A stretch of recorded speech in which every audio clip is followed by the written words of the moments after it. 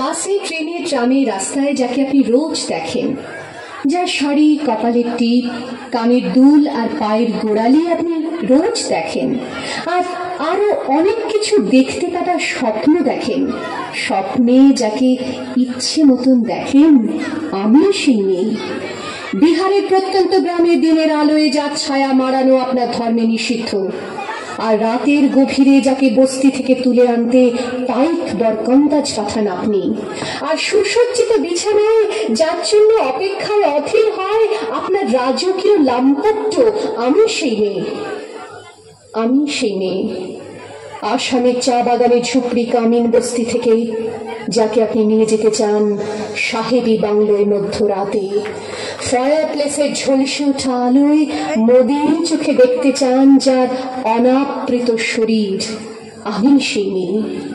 রাজস্থানের শুকনো উঠোন থেকে পিপাসার জল আনতে যাকে আপনি পাঠিয়ে দেন 10 মাইল দূরের সরকারি ইদারায়, আর 20 মাইল হেঁটে ক্লান্ত বিধ্বস্ত যে রমণী ঘরা কাখে ঘরে ফিরলেই যাকে বসিয়ে দেন চুলার আগুনের সামনে আপনার রুটি বানাতে, আমি সেই মেয়ে।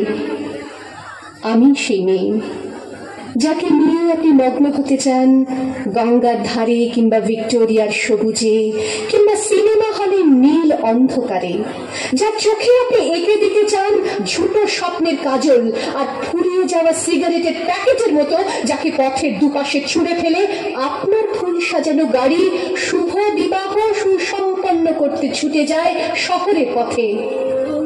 কোণে দেখা আলোর গোথুলিতে একা দাঁড়িয়ে থাকা, আমি সেই মেয়ে।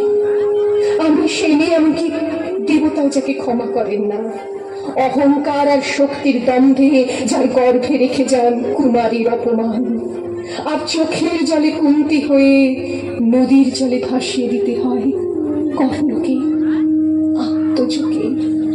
আমি সেই মেয়ে।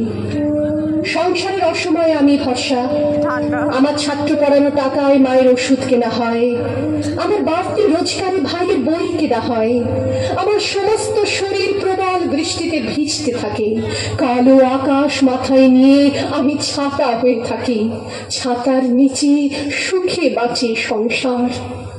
আপনি আপনি আপনি আপনারা আপনারা আমার জন্য অনেক করেছেন।